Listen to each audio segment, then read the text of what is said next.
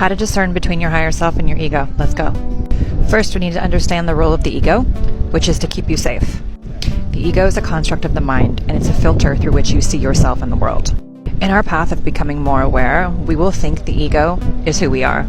I can assure you it is not.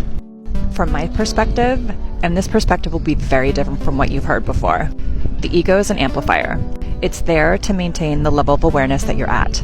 So, if someone is not that aware, you can tell. You've seen these guys, right? They're going to operate deliberately from their ego. A lot of proving, a lot of performing, a lot of puffing, a lot of explanation, a lot of validating their existence. Someone who has their ego in check will operate from a more neutral place.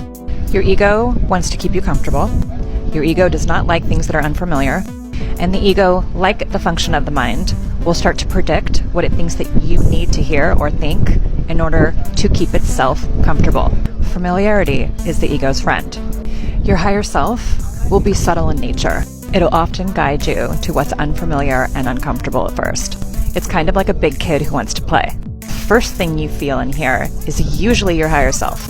It's the rational mind that comes in and wants to make logic out of what you're feeling.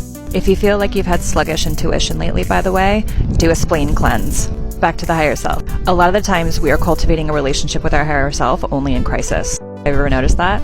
Go, fuck. Should I move to that to that country? Should I take that job? Okay, let me meditate and check in with myself. But we don't check in with our higher self with small things. If you want to start to cultivate a relationship with this innate intelligence that is you, ask really small shit.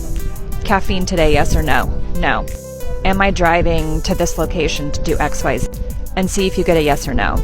People start to go off the rails because they don't have a strong connection with who they think they are, who they really are. If you find yourself starting to rationalize, to put things into compartments, to try to find safety and certainty, stop, drop, and roll, y'all.